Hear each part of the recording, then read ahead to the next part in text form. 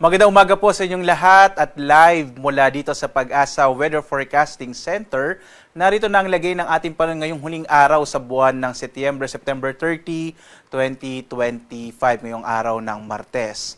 Sa inilabas po natin na mga thunderstorm advisories, makikita po natin again dito sa panahon.gov.ph bilang bahagi po ng Central Luzon, ganyan ng Southern Luzon, Western Visayas kasama yung Negros Island region at maging dito sa may Eastern Visayas, particular na sa Eastern Samar, ay meron pong naka-issue ng mga thunderstorm advisories as of 4 a.m. po ito. So ibig sabihin ito yung mga ilang lugar na nakakaranas ng mga localized thunderstorms. Normally katagal po yan ng mga 1 hanggang 2 oras. Sa Mindanao po, merong rainfall information, particular na sa may Zamboanga Peninsula na maaaring magtagal din po ng mga 1 hanggang 2 oras. Muli po, no, pag nais nyo po makita yung mga ini-issue natin ng mga thunderstorm advisories dulot ng mga localized thunderstorms at iba pang weather system, pumunta lamang po tayo dito sa panahon.gov.ph.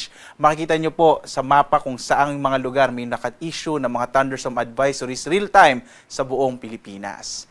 At sa ating latest satellite images, makikita po natin wala tayong minomonitor na anumang low pressure area sa loob ng Philippine Area of Responsibility. Bagamat makikita po ninyo dulot ng easterlies o yung hangin nagbumula sa Karagatang Pasipiko, medyo maulap yung kalangitan, mga kaulapan po ito, particular na sa ilang bahagi ng Bicol Region. Gayon din sa may area na sa silangang bahagi ng Southern Luzon, yung Quezon Province, maging Bulacan, Rizal, at posible po sa Kamaynilaan medyo maulap yung kalangitan na may mga tsansa pa rin ng mga pag-ulan. Ang iba pang bahagi nating bansa, makita nyo halos dito sa may Northern Luzon at ilang bahagi ng Mindanao ay fair weather po na may mga isolated rain showers and thunderstorms.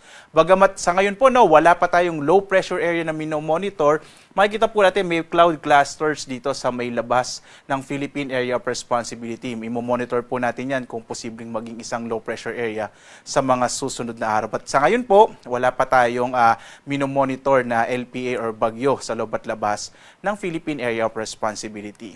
Ngayong araw nga, inaasahan natin may mga tsansa ng mga pag-ulan at maulap na kalangitan sa bahagi ng Bicol Region. Gayon din sa may Quezon Province, sa mga silangang bahagi po ng Central Luzon, itong Bulacan, kasama yung Rizal, at gayon din sa ilang bahagi nga po ng Metro Manila, posibleng medyo maulap yung kalangitan sa araw na ito. Ang nalalabing bahagi natin bansa, mga isolated rain showers and thunderstorms naman ang mararanasan, lalo na bandang tanghali, hapon hanggang sa gabi. Ito yung mga pag-ulan ng mga 1 hanggang 2 oras lamang. Agwat ang temperatura sa Lawag, 24 to 33 degrees Celsius. Sa Baguio, 18 to 22 degrees Celsius. Sa Tuguegarao, 25 to 34 degrees Celsius. Sa Metro Manila naman, 25 to 30 degrees Celsius. Sa Legazpi, 26 to 32 degrees Celsius. Habang sa Tagaytay, nasa 23 to 30 degrees Celsius. Sa Palawan, Visayas at Mindanao, makikita po natin mga isolated rain showers and thunderstorms na mararanasan sa Palawan. Sa Kalayaan Islands, nasa 25 to 31 degrees Celsius ay inaasahang lagay ng agwat ang temperatura. Sa Puerto Princesa, 25 to 32 degrees Celsius. Localized thunderstorms din ang inaasahan sa malaking bahagi ng Kabisayaan. Agwat ang temperatura sa Iloilo, 26 to 32 degrees Celsius. Sa Cebu naman, 25 to 31 degrees Celsius, habang sa Tacloban, nasa 25 to 32 degrees Celsius. Ang malaking bahagi din po ng Mindanao makararanas ng bahagyang maulap hanggang sa maulap na kalangitan na may mga pulupulong pag-ulan, pagkidlat, pagkulog sa hapon hanggang sa gabi. Agwat ang temperatura dito sa Zamboanga, nasa 24 to 32 degrees Celsius. Sa Cagayan de Oro, 24 to 31 degrees Celsius. Habang sa Davao, 24 to 33 degrees Celsius. Sa lagay naman ng ating karagatan, no, wala po tayong nakataas na gale warning, banayad hanggang sa katamtaman ang ating inaasahang magiging lagay ng ating mga baybay dagat. Bagamat mag-ingat po kapag may mga thunderstorms, kung minsan nagpapalakas yan ng alon ng karagatan. So mag-ingat po, lalong-lalo na yung mga maliliit na mga bangka at mga sasakyang pandagat. Narito naman yung ating inaasahang magiging lagay ng panahon hanggang sa weekend. So sa ngayon po, no, asahan pa rin natin bukas, fair weather ang mararanasan sa malaking bahagi ng ating bansa. Posibleng mawala na po itong mga kaulapan na by tomorrow. Pero posible pa rin yung mga thunderstorms, lalong-lalo na dito sa may silangang bahagi ng ating bansa. Pagdating po ng Huwebes hanggang Sabado, posibleng medyo maging maulap yung kalangitan at malaking tsansa ng mga pag-ulan sa may bahagi ng Northern Luzon dahil posible po itong kaulapan na ito ay kung sakali po mag-develop into a low pressure area, kikilos pa silangan.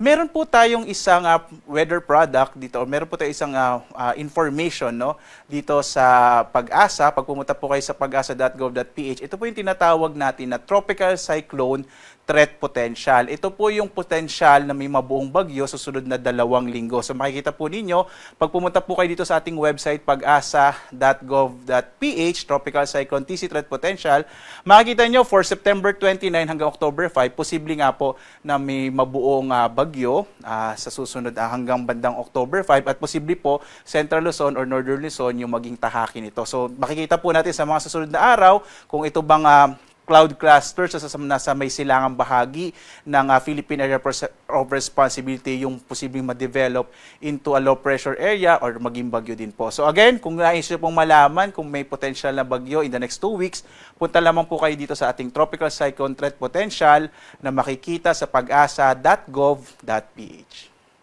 Samantala, ang araw naman natin ay sisikat mamayang 5:46 na umaga at lulubog, ganap na 5:46 ng gabi. At sundan pa rin tayo sa ating iba't ibang mga social media platforms sa X, sa Facebook, sa YouTube at sa ating dalawang websites po, no, yung pag-asa.doc.gov.ph at panahon.gov.ph.